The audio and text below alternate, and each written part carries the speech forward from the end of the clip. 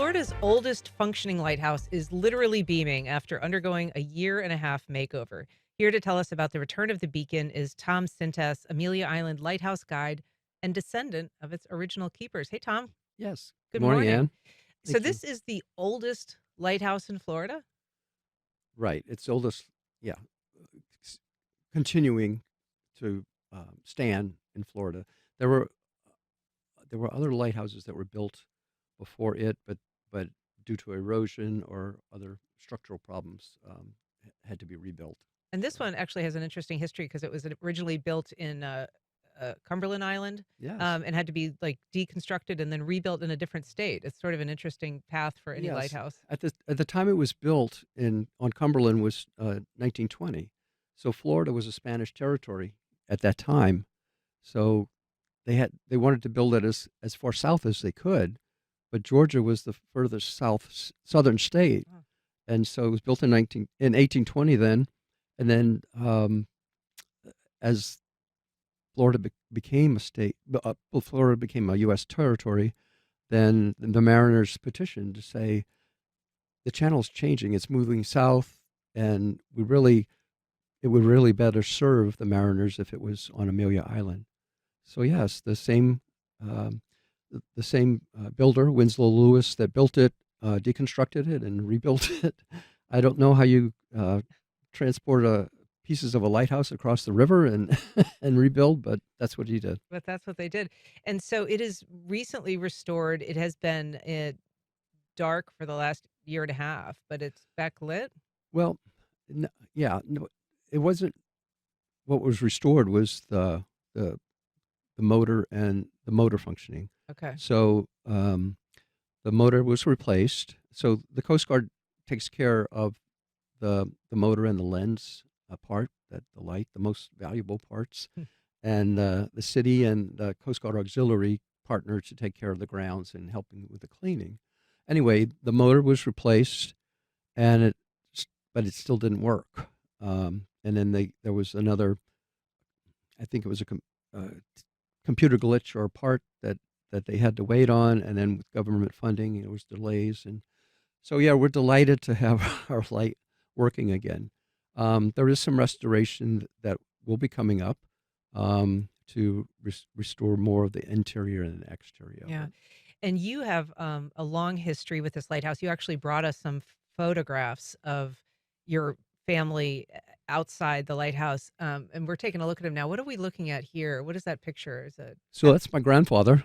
My grandfather was Thomas John O'Hagan. He was lighthouse keeper from 1925 to 1954 when he retired, and he is holding my mom. My mom is Helen O'Hagan Sintes, and Helen also was she was born and raised there.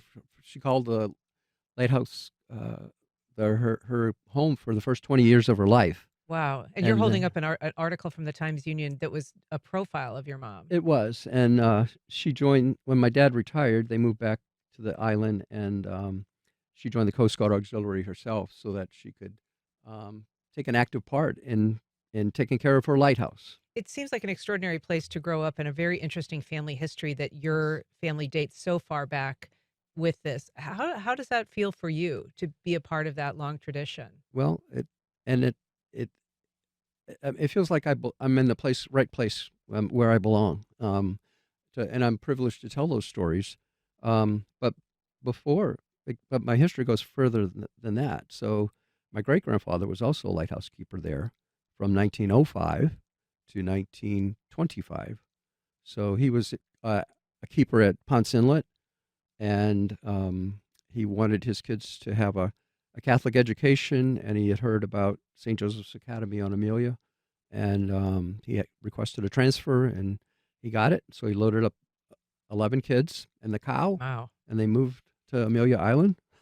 Wow. So that was That's a heck of a road trip. it was, and that's Thomas Patrick O'Hagan.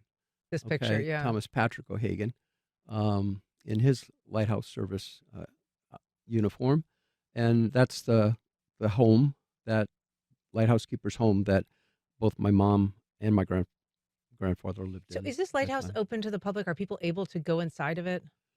I'm glad you asked. No, um, So our lighthouse is in a residential area, and so the grounds are not open all the time. Um, so the grounds are open on Saturdays from 11 to 2 for people to go up and take pictures and relax up there. And then we also have lighthouse tours. The first and third Wednesdays of every month at 10 a.m. Mhm. We are not allowed to climb the lighthouse for liability purposes. The city's not comfortable with that. Um, but but I'm, as with my history, family history, I help tell the story of the lighthouse and the history, and then we tour the grounds and we do open up the lighthouse so that people can go in the base of it and see our beautiful granite steps to the top and smell the kerosene that still permeates the oil house Wow. there. So, Well, it's an extraordinary history, and it's so interesting that you are able to share that with people. Tom Sintes, thank you so much for being here today. thank you, Anne. Appreciate it.